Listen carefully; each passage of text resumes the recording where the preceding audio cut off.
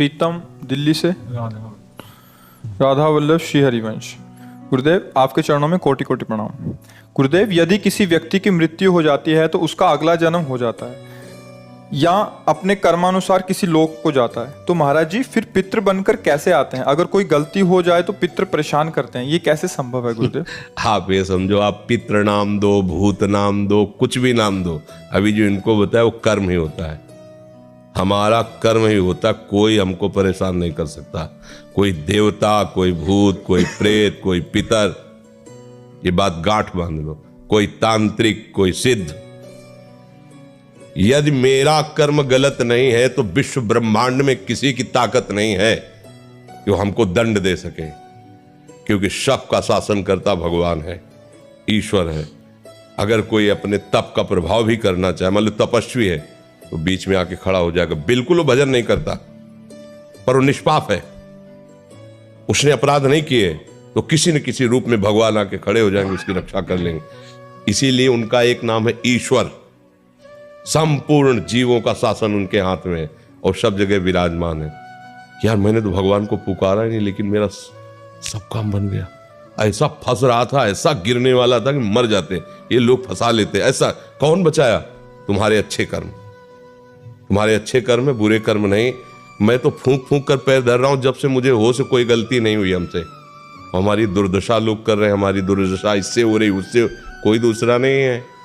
बोले तुम्हारे कोई चक्कर है, ऊपरी चक्कर है, लोग ऐसे कहते हैं।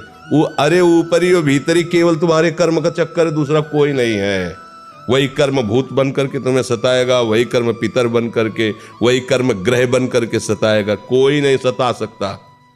जो पे कृष्ण चरण मन अर्पित तो कर हैं का नवग्रह रंग, रंग माने भिखारी। ये भिखारी नवग्रह तुम्हारा बाल बांका भी नहीं कर सकते यदि कृष्ण चरणारविंद में चित्त लगाए हो। और सब ग्रह तुम्हारे अनुकूल है और प्रभु से तुम विमुख हो तो कोई तुम्हारी रक्षा नहीं कर सकता, तुम्हारे कर्म तुम्हें नष्ट कर देंगे। ये सिद्धांत सबकी समझ में नहीं आता है। अगर समझ में आ जाए तो भूल जाओ कि कोई पितर है, कोई भूत है, कोई प्रेत है। वही है, वही, दूसरा कोई नहीं है। वही तुम्हें दंड देने के लिए कभी भूत बन जाते हैं, कभी मृत्यु बन जाते हैं, कभी नाना प्रकार की घटनाएं बन जाते हैं। इसीलिए उनका भजन करोगे तो असली रूप में आपको मिलेंगे प्रेमानंद स्वरूप, महान सौंदर्य समुद्र, करुणा समुद्र। वही नहीं कहते, जो विमुख है, अधर्माचरण करता है, उसके लिए मैं काल रूप भयंकर हूं। भगवान ही कह रहे, मैं उसके लिए भयंकर रूप हूं। देखो, भगवान का ही एकमात्र स्वतंत्र साम्राज्य है। वही बनने वाले, वही बनाने वाले हैं। बस सावधान होकर उनका भजन करो, कोई कुछ नहीं कर सकता। जब आप मान्यता करोगे कि पितर हैं, भूत हैं, तो उस रूप में मिल जाएंगे। जाकी रही भावना जैसी, और आप बिल्कुल मान्यता हटा दो कि जो भी नाम रूप है हमारे प्रभु के ही हैं। हाँ, जो हमसे गलती हुई वो हम गलत हैं, हमसे पाप हुआ, हमसे अपराध हुआ, पर स्वामी हे नाथ आप कृपा करके क्षमा करो, कोई कुछ सता नहीं।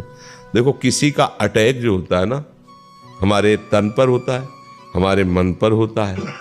देखो ना, मतलब कोई एक्सीडेंट हुआ तो तन पर हुआ, कोई ऊपरी चक्कर जिसे कहा जाता है वो मन पर होता है, भूतावेश, कोई भी आवेश मन पर। तो ये तन मन जब तक तुम अहंकार में हो तभी तक पीड़ा दे सकते हैं। अगर भगवान को समर्पित कर दिए, अब किसी की ताकत है? भगवान के समर्पित तन और मन को कोई घसीट कर ले जाए, ऐसा हो सकता? इतना वीर कोई पैदा हुआ है क्या? बस एक बात समझ लो, भगवान के आश्रित हो जाओ। भगवान ने गीता जी में कहा, पितरों को पूजने वाले पितर लोग को जाते हैं, भूतों को पूजने वाले भूतों को प्राप्त होते हैं, और मेरा भजन करने वाले मेरे को प्राप्त होते हैं। वही पितर बने, वही भूत बने, आप जिस भावना से उनको भजोगे वैसे ही आपको मिल जाएंगे। वही सब अपना विस्तार किए हुए हैं। ये बात समझ में आ जाएगी तो फिर बात, कोई परेशानी नहीं है।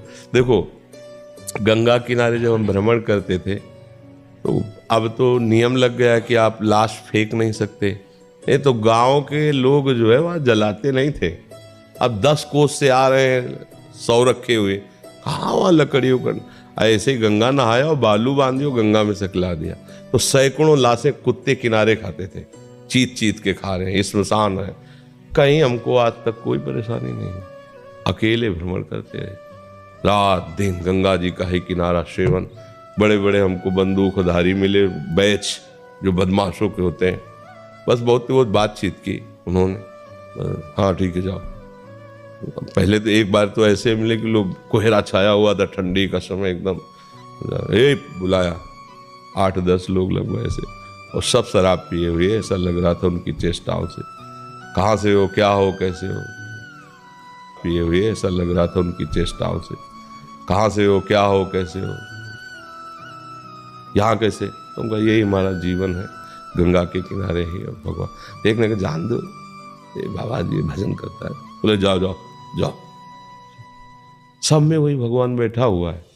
अगर मान लो प्रारब्ध होता पीटने का तो 10-5 लाख जूता करते, फिर हटा देते। प्रारब्ध शरीर का तो भोगना पड़ेगा, चाहे आप जितनी सुरक्षा में हो। जब प्रारब्ध, देखो प्रारब्ध बिगड़ जाए तो सुरक्षा वाला ही है, अंग रक्षक ही अंग भक्षक बन जाएगा। और प्रारब्ध अगर आपका सही, मतलब कर्म आपका सही है, तो मारने की नियत से, वो एक हमारे मौनी संत थे, वो गंगा किनारे काफ़ी समय तक साथ ही रहे सेनपुर में। तो वो एक दिन घटना बता रहे थे कि हम किनारे किनारे भ्रमण कर रहे थे और वो मौन बोलते नहीं थे। तो बोले एक अन्य धर्मावलंबियों का नगर था जो विरोधी हिंदू धर्म के हैं।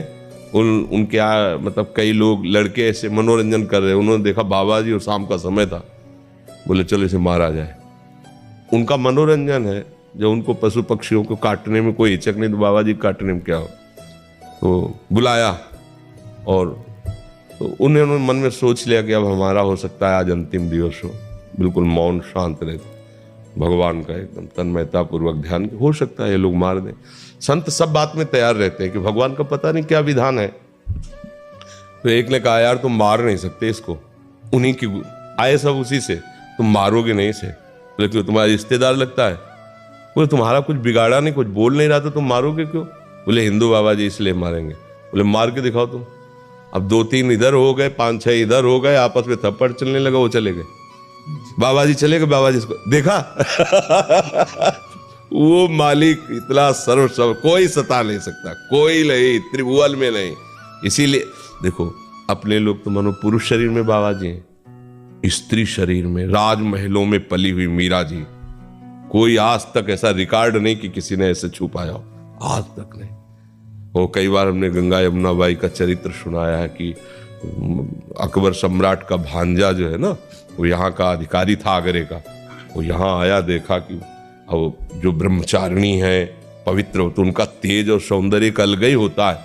वो देखकर लुभायमान हो गया और कहा जितना भी भेंट चाहिए इसको दो, हमारे मैल बोले भेंट वाली नहीं, ये तो प्रभु का भजन करने वाली भगवान की भक्ता है, ऐसा सोचिएगा भी नहीं। पर वो अन्य धर्मावलंबी भी था, उसको इस बात का महत्व भी नहीं था, क्योंकि राजमद था भाई, सम्राट पद पे उसका रिश्तेदार बैठा हो तो काहे को दबेगा। यहाँ का अधिकारी खुद है आगरा मंडल का वो। तो उसने 2 वैश्याओं को बुलाया और कहा किसी भी तरह इसको हमारे पास लाओ। बाई जी सीधी सादी थी, वो साधु बन करके आई, वो बातचीत ऐसे साजे से संत करते हैं, वो बहुत चतुर थी कैसे फंसाना है। 10-20 दिन लगातार आए और खूब भगवान की चर्चा सुनी, बड़ा ऐसा, और प्रणाम करके। और वो सरल हृदय, संत हृदय, विश्वास ही हमारा साधन है। हम लोग थोड़ी संशय करते हैं कि पता नहीं चल कर रहा है कि आप हाथ जोड़े तो लगा भगवान का निज जन है। वैसे ही 2 दिन फिर नहीं आई, तीसरे दिन फिर आई, तो स्वभाव बनता है कि भाई 2 दिन आप बीमार थी क्या, क्यों नहीं? तो उनका हमारे एक बहुत बड़े संत आए हैं, उनकी सेवा में हमारी तो इच्छा है आप भी दर्शन करें। तो उनका नहीं, हमारे तो वृंदावन में प्रभु के दर्शन हमें के। बोले नहीं हमारी इच्छा है एक बार उन संत के उन्हें लगा कि चलो भाई संत दर्शन की कहे तो मथुरा कोई दूर थोड़ी है, चलो भाई कराती है, सखी है, रोज सत्संग में आती है हमसे।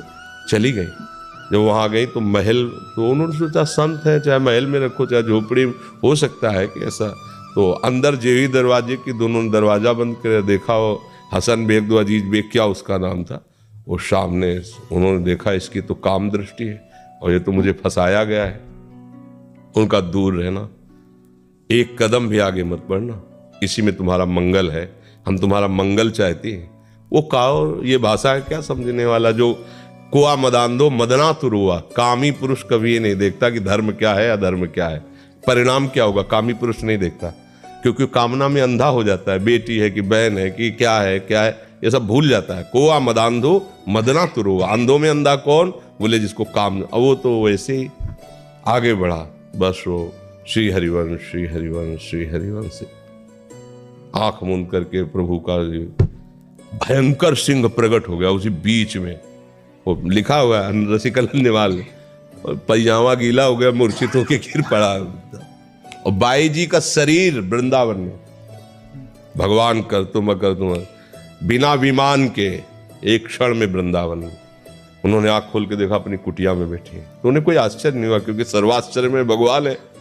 अरे यहां से साड़ी नहीं खत्म हो पाई, 10,000 के हाथियों का बल रखने वाला मूर्छित होके गिर गया यहां से द्रौपदी जी के। भगवान वस्त्र ही बन के विराज, भगवान भगवान है। बाद में चरणों में गिरा के बड़े एक भरोसा बस। तो कोई फिर, और ऐसे तो कितना कितना दुख है, आप देखो ना कि पूरा जीवन शांति, ये सब भूत ही तो लगे। अरे सबसे बड़े भूत ये पंचभूत, 5 भूत इनको नहीं कहते, ये पंचभूत है। यही हमें तो सब काम, कोई है मंत्र तंत्र इन पंचभूतों से हटा दे। देखो कितना हमें फंसा लिया पंचभूतों ने। ये 5 भूत है, ऐसा फंसा लिए कि बार बार जब से प्रभु से बिछुड़े इन्हीं भूतों के चक्कर में जन्म मरण हो रहा है हमारा। एक बार भगवान का आश्रय लेकर भजन करो, कोई तुम्हें, हरि स्मृति सर्व विपद विमोक्षणम, ये भगवान व्यास देव जी के वचन।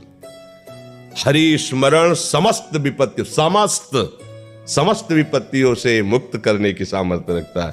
बस ये कि हम लोग हरि स्मरण करें। राधा राधा राधा राधा राधे श्याम राधा वल्लभ श्री हरिवंश, राधा वल्लभ, इसी से मंगल है जी।